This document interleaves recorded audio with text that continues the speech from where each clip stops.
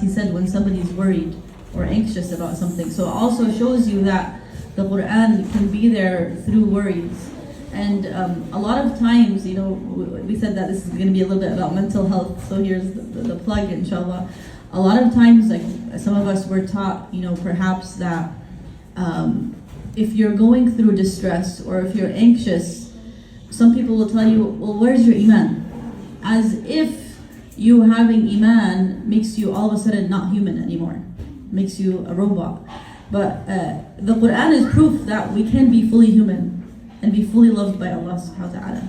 And we have countless of stories when you look at the Quran that the Quran accepts your emotions as you are. But the Quran also, even more than that, teaches you that your emotions are actually a tool to Allah subhanahu wa ta'ala, that they're actually an avenue to Allah subhanahu wa ta'ala. And so much so when the Prophet Muhammad sallallahu alaihi wasallam lost his son, before he even addressed going to Allah, he first said that the eyes shed tears. So immediately acknowledging that the pain exists, immediately acknowledging the fact that the emotions are real. And then the second step is to take the emotions to Allah subhanahu wa ta'ala. So we cannot come to the Quran numbing our emotions or pretending that they don't exist. Because Allah gifted you with the Quran because you do have emotions.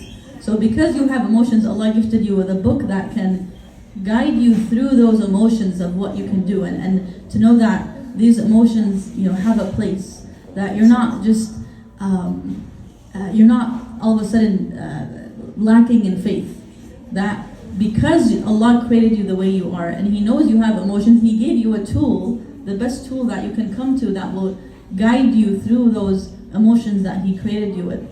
And I remember one class, I keep deferring to Dr. Zainab because she, may Allah reward her, taught me so much about opening my eyes to the Quran. Again, coming with that robotic lens, one time we took a class with her and it was on Ayatul Kursi only. So we were studying Ayatul Kursi for a while, this one verse, and at the end of the semester, she goes through the entire class one by one, and she says, tell me your reflections on Ayatul Kursi. So I came again with my logical brain, right, saying, I think this, and I think that, and I think that. And I had like such a logical explanation of the ayah.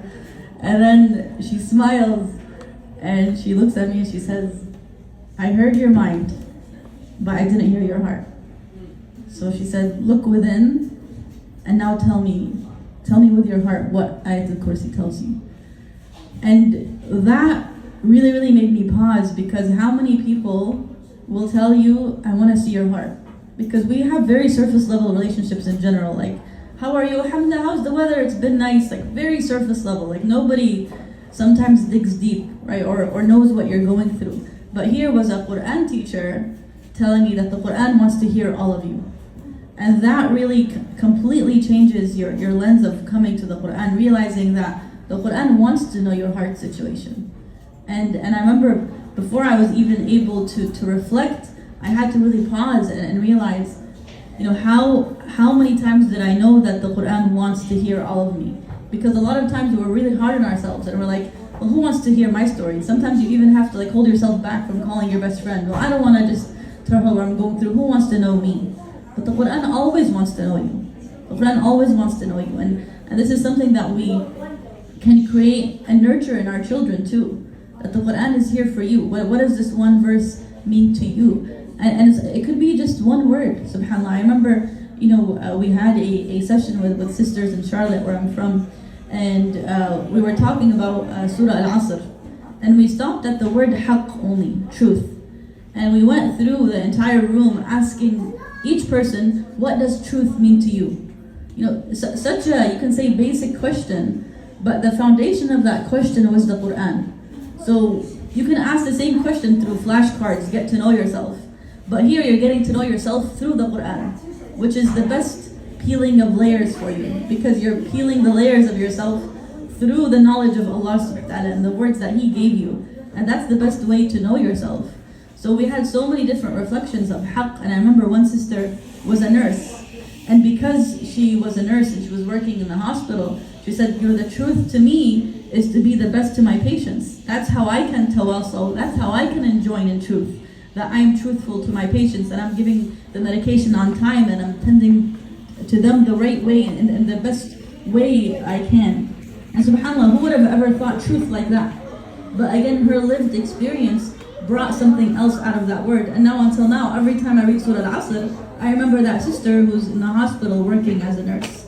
And that's why also I want to emphasize having, as Dr. Zainab emphasized also, connection with people through the Quran. Right? That yes, on an individual level, you have a direct relationship with the Quran, but also you learn from others' experiences, right? When you share reflections together about one verse, you hearing from each other opens layers and layers to the words of Allah subhanahu wa ta'ala that you weren't seeing before. And that's why, you know, the Qahwa Cafe and spaces like this that exist to bring such, Quranic reflections alive are so incredibly important that, you didn't just come out here just to hear a lecture, right?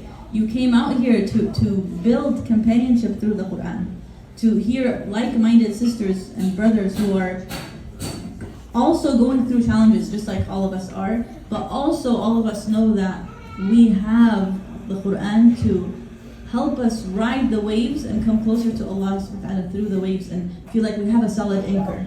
We have a solid anchor through this Quran, inshallah.